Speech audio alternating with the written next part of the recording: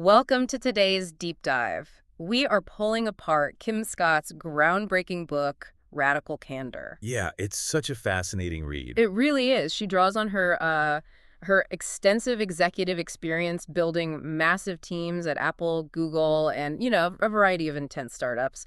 And our mission over this deep dive is to completely rewire how you view leadership, how you handle workplace relationships, and how you exchange feedback. Exactly, because feedback is usually where everything breaks down. Right. So let me ask you, the listener, have you ever withheld critical feedback from a coworker just because you didn't want to make things awkward? I mean, you see someone making a mistake, or maybe their presentation was just like genuinely confusing, but instead of saying anything, you just smile, nod, and say, "Great job." Oh, yeah. We all do it. Right. Because you don't want to be the mean person in the room. Yeah, it is a completely universal experience, largely because we are socially conditioned from a very young age with this idea that if you don't have anything nice to say, don't say anything at The all. classic rule. Exactly. And we carry that childhood survival tactic straight into the office.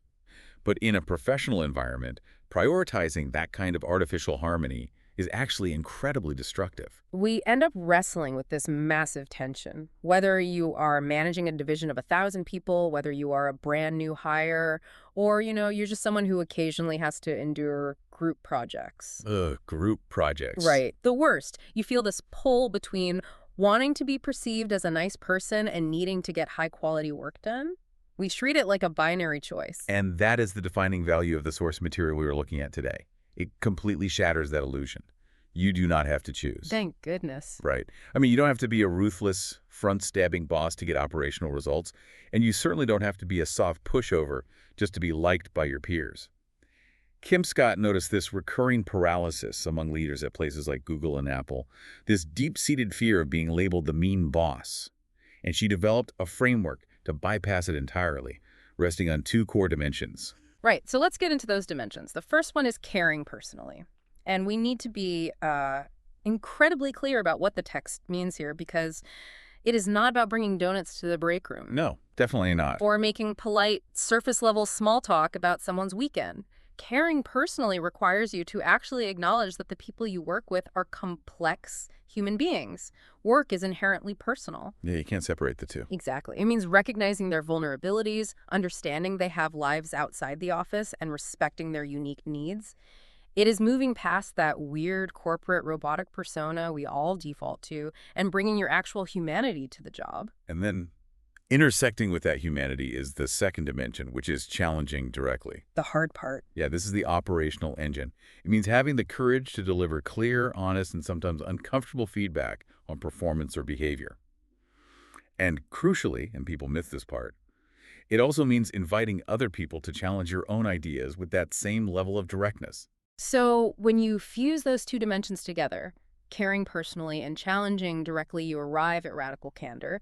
It actually reminds me of a really good athletic coach or a personal trainer. Oh, that's a great way to look at it. Think about it. If a trainer watches you load heavy weights with terrible form and they say nothing because they are worried you might not like them if they critique you, you are going to snap your back.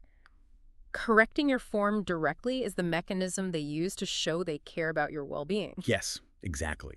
Because we constantly confuse withholding feedback with kindness. But when you withhold critical feedback from a colleague, you are actively preventing that person from growing. You're hurting them. You are. Yeah. You are virtually guaranteeing that their mistakes will multiply over time. So radical candor flips the entire script on criticism. It frames direct feedback not as a personal attack, but as an act of profound care, respect, and collaborative problem solving. You are telling them their form is bad because you want them to get stronger, not because you want to humiliate them. So, knowing that radical candor is the ideal state where care and challenge meet, we have to look at what happens when we fail at one or both of those dimensions. The source material maps this out into a 2x2 grid, which creates 4 distinct quadrants of workplace feedback. And the absolute worst-case scenario on this grid is manipulative insincerity. Yikes. Sounds awful. It is. This is the behavioral trap where you fail at both dimensions. Yeah. You do not care personally about the individual, and you do not have the courage to challenge them directly. This is the toxic swamp of the corporate world. It's the absolute worst. It is the realm of passive-aggressive maneuvering and political games. It's the coworker who smiles warmly, tells you your strategy is brilliant during the team meeting, and then immediately messages the boss privately to say your idea is going to ruin the quarter. Oh, we all know that person. Right. It breeds deep paranoia because nobody knows where they actually stand. The praise is fake and the criticism is hidden. The praise is basically just a tool for manipulation. But moving away from the toxic swamp, the most common trap, the one I guarantee almost everyone listening to this has fallen into at some point, is ruinous empathy. Oh, absolutely. This happens when you score high on caring personally, but you completely fail to challenge directly. And people fall into this quadrant precisely because they are well-intentioned. A leader operating with ruinous empathy is desperate to preserve harmony. They want to protect their team's short-term feelings. Which feels nice in the moment. Right, but then they spot a glaring problem with an employee's work, and the thought of having that hard conversation just feels too mean. So they make excuses. They let minor issues fester and multiply. Let's put a real-world lens on this because the damage here is insidious. Imagine you manage someone who is really struggling with a new software system. Instead of sitting them down, telling them their output is unusable, and getting them training, you just silently fix their errors late at night because you want to be nice. A classic mistake. Yeah. 3 months later, the company does budget cuts, and that employee is let go because they never learned the system. You protected their feelings on a Tuesday, but you sabotaged their entire career in the long run. They are completely blindsided. They are blindsided, and they are left wondering why no one ever told them they were failing. The artificial harmony of ruinous empathy feels good in the moment, but it is ultimately destructive. I follow the logic there perfectly. But this brings us to the third quadrant, and I have to stop here because I had a genuine moment of confusion reading the source text. Okay, let's hear it. So the third quadrant is obnoxious aggression. This is when you challenge directly, but you fail to care personally. This is the stereotypical brutal, toxic boss. Public insults, cold criticism, front stabbing.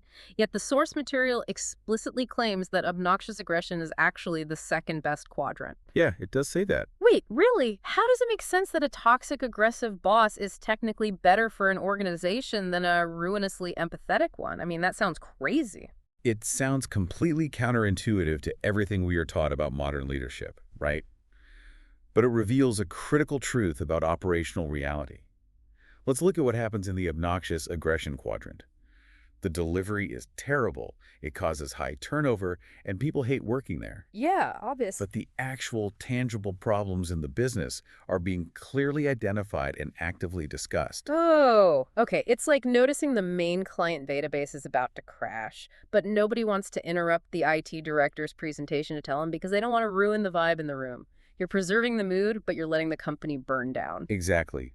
Under ruinous empathy, those massive structural problems are hidden under a blanket of artificial niceness. At least the obnoxious aggressor is pointing out the critical failure in the database before the company loses millions. Wow, okay. That makes sense. Now, to be incredibly clear, the source is not endorsing obnoxious aggression. It is a terrible way to lead, and it destroys human trust. But placing it as the second best option illustrates just how uniquely devastating it is to a business when smart people simply refuse to challenge each other directly. So the truth has to be on the table, even if it's delivered poorly. But obviously, our goal is the fourth quadrant, radical candor. We know the theory now. But if avoiding the database crash means we have to embrace radical candor, we run headfirst into the problem of the human ego. Oh, the ego is the biggest hurdle. Yeah. So how do we actually operationalize this on a Tuesday morning? Well, building this culture requires a dynamic, multi-directional system. It is never just a boss barking radical candor downward at their team. It is a continuous loop of receiving, giving, and encouraging feedback. And the most crucial step, like the non-negotiable starting point for any leader, is that you have to receive it first. So as a boss, you essentially have to invite someone to punch your ego, sit there quietly, say thank you, and then change your behavior. It's basically exposure therapy for leadership. Exposure therapy is the perfect way to describe it. The natural human instinct, when faced with criticism, is to instantly build a wall. We defend ourselves, we rationalize, or we get defensive. Yeah, of course. But if you ask your team for honest feedback, And then you get defensive even once. You have proven that it is not safe to tell you the truth. They will never do it again. You have to aggressively build psychological safety. But practically speaking, how does a leader get that feedback? Because if you just walk into a meeting and say, hey, everyone, do you have any feedback for me? You are going to be met with dead silence. Oh, absolute crickets. You have to force the issue with specific open-ended questions. The source suggests asking something like, what could I do or stop doing to make it easier to work with me? Oh, I like that. Right. You make it about the friction of the work process. When they finally give you an answer, you embrace the discomfort, you listen, you thank them for their courage, and then this is key. You take visible, immediate action to fix whatever they pointed out so they know their voice actually mattered. Once you've proven you can take the hit, you earn the right to give feedback. The framework outlines that praise and criticism must be specific and immediate. And a massive practical rule here, do it in person or over video. The source makes a heavy point that texting or messaging criticism is a complete disaster. It is the worst thing you can do. Texting strips away all the human nuance. When you type out a critique, the recipient cannot see your body language or hear your tone. They just assume you're yelling at them. Exactly. They can't read the caring personally dimension through a screen. It just registers as a cold, direct challenge, which immediately triggers their defense mechanisms. And the feedback also has to target specific behaviors, not the person's core identity. If a colleague misses a major deadline, you don't call them lazy or careless. That is a sweeping character judgment. You say, when this report was delayed, it caused the client to lose trust in our timeline. Walk me through what happened. Yes, you isolate the behavior and its impact. Right. But what about the friction that happens peer-to-peer? Because so much workplace drama isn't boss to employee, it's coworker to coworker. This is a major test for leaders. Managers must never allow themselves to become a conduit for office politics or backbiting. If someone on your team comes into your office to complain about a colleague, your immediate responsibility is to force them to go speak directly to that colleague using radical candor. You don't play a middleman.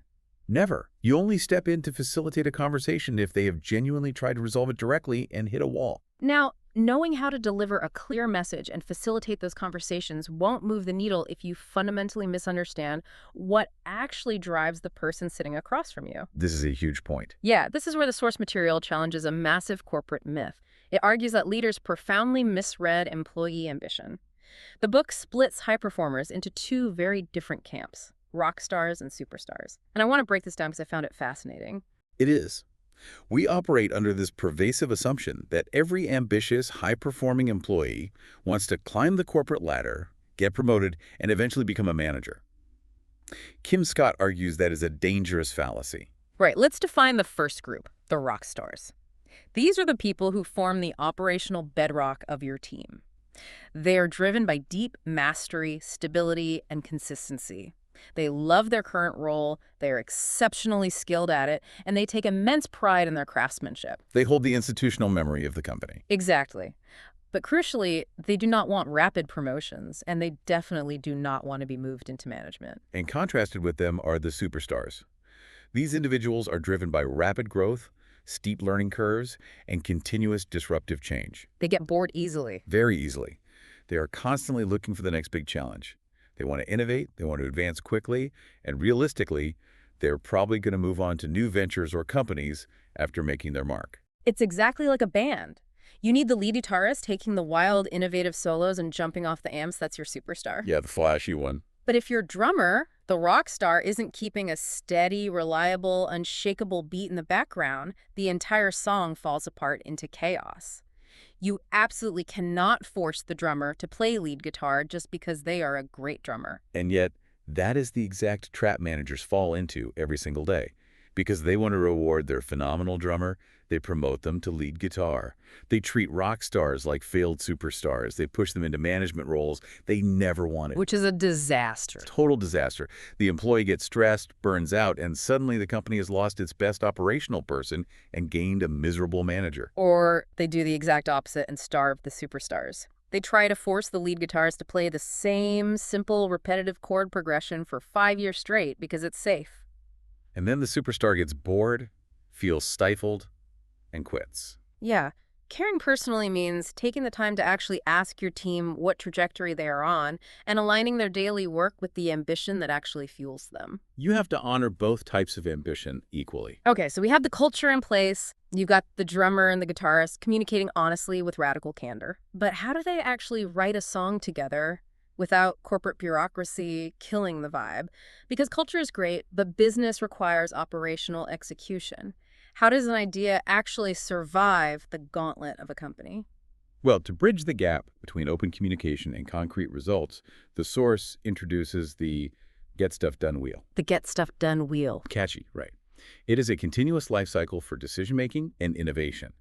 Instead of just barking orders, leaders have to guide ideas through a specific journey. And the journey begins with listening. But as we all know, the loudest voices in the room usually dominate. So how does a leader actually structure a culture where quiet, reflective insights can bubble up to the surface? You have to actively curate the environment. Great ideas rarely start as loud executive declarations. A leader has to make intentional space for quiet voices to speak before the extroverts take over. That makes sense. And then once an idea is spoken, it enters the clarification phase. Raw ideas are messy and easily destroyed. Before you let the team start arguing over an idea, you have to give the creator time to refine their thought process and articulate the core value clearly. Because if you drop a half-baked, messy idea into a debate, the team will just kill it based on the flaws rather than seeing the potential. Exactly. But once it is clarified, it has to face the fire. A debate phase. Right. And this is where radical candor is truly tested. You need rigorous, passionate friction. The team must thoroughly examine the flaws and risks of the idea. But because you have built a culture of caring personally, people can separate the idea from their ego. They know the debate is rooted in wanting the project to succeed, not in tearing each other down. Okay, so following the debate, a decision has to be made. The source stresses that decisions should be driven by data and logic extracted from the debate, not just top-down executive authority where the boss ends the conversation with, "because I said so." The worst phrase in management. Totally. But making the decision is only half the battle. You then have to persuade the rest of the organization. Because the broader company wasn't in that debate room. They didn't hear the passionate friction or see the data.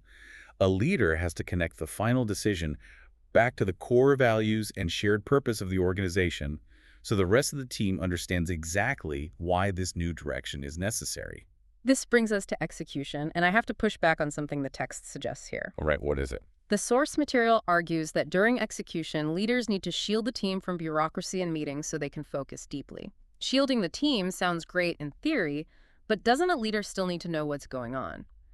Where does a manager draw the line between shielding their team from distractions and completely isolating them from the reality of the business? It is a really delicate balance. But shielding your team does not mean putting them in a sensory deprivation tank. Think of the leader as an umbrella, not a brick wall. Oh, an umbrella. I like that. Right. The leader absorbs the organizational rain. The pointless status update meetings, the administrative red tape, the political noise from other departments. They absorb that so the rock stars and superstars can actually do the deep execution they are best at.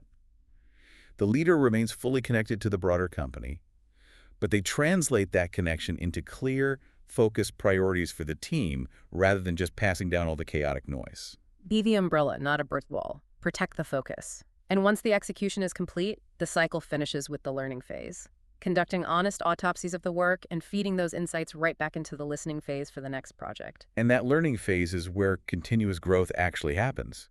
You confront the brutal facts of what happened without placing personal blame. So stepping back from all the frameworks, the quadrants, the rocks and stars, the execution wheel, the core value for you, the listener, is incredibly clear. This is not just some corporate management tool designed to squeeze a few extra drops of productivity out of your direct reports. Not at all. It is a blueprint for literally any healthy relationship dynamic. Whether you are leading a massive division, trying to coordinate a group project, or just navigating peer relationships, leading with authentic care while abandoning the fear of directness is the ultimate shortcut to mutual growth. By being radically candid, you're actually being the most genuinely kind and effective version of yourself. It is a complete paradigm shift in how we interact. And to connect this to the bigger picture, I want to leave you with one final thought to mull over, drawing specifically from that final learning phase of the wheel. We almost always think about radical candor as a tool for fixing mistakes, addressing poor performance, or managing a crisis. But the source places equal emphasis on conducting honest autopsies of our successes. Wait, applying radical candor to a massive win? Exactly. Think about the last time you or your team achieved a massive, undeniable success. Did you actually stop, sit down, and use radical candor to analyze exactly why it worked? Or did you just let your ego take over and assume the success was entirely due to your own inherent brilliance? Wow. Right. Right. True radical candor means having the courage to challenge yourself by dissecting your wins just as ruthlessly as your losses. If you don't interrogate your successes, you never really know if you have a repeatable strategy or if you just got lucky. Did you just assume your own brilliance? That completely changes how you look at a win. Dissecting your victories just as ruthlessly as your failures? It turns out that diagnostic tool for figuring out what's really going on with your team works best when you stop worrying about being nice and start focusing on being clear. Thank you for joining us on this deep dive. We'll catch you next time.